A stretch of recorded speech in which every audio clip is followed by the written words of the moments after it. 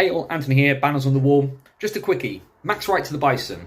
I've seen two arguments about bits and pieces why people don't like this signing, so let's walk towards those and let's talk about them. Firstly, it's not a British netminder. You're right, Max Wright, of course, import netminder. Why have the Bison gone this route? There are other options they could have gone for. Obviously, they've chosen an import, but were the British options out there? The argument for that is probably yes. Ethan James, of course, is not coming back to Romford. He's immediately available, established national division netminder, and when he's fit, can steal games at this level.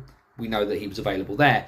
From the level above, could they have gone for maybe a Lucas Bryan and Adam Long, who unfortunately have already re-signed for their Elite League teams? Could they have looked towards Britton Priest, who spent some time in the national division before with the Bees, played for Fife for a bit last year, but seems to have disappeared off the radar?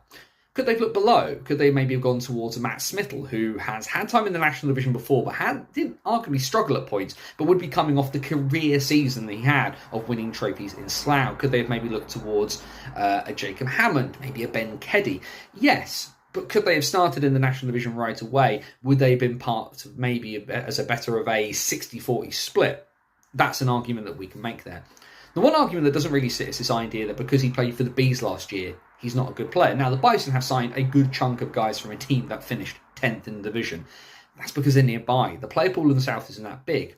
But Wright is an exception. The only netminder in the national division last year to face more than 2,000 shots in regular season play. And yes, he did have a goals against average of 4.03. That is high for any netminder, but he had the third best save percentage of your starting netminders, just below 91%.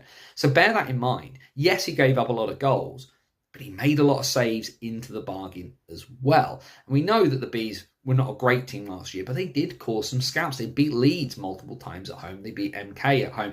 What can Wright do with a better defence in front of him? Now, I have said in the past, I think that certainly an option in terms of British netminder development is having the netminder. Have you have an import netminder, he counts as two imports. However, that's not the rules the National Division have. The Bison have gone down the route of better the devil you know, where you've got a completely brand new team. Yes, we know some of the guys, they've played there before and they're coming back, but this is a new team that's being put together after 2 years of the Bison in the mist, as I like to say. And actually, where you're going to have a lot of new guys coming in, Wright will be new to the situation, but he knows the league and he knows what he's coming up against. And if you're going to have guys, but if you're going to have a 4-import league and new guys coming in, having one of those imports that you know knows the division and that the guys knows the division and can trust him to do the job, who better than someone you know to be that 4th import spot, to be the guy at the back who has arguably one of the toughest positions in all of sports. Tell me if you like the format, give me a shout, stay safe, so long till next time. Maybe we need a Jordan Spadafore episode.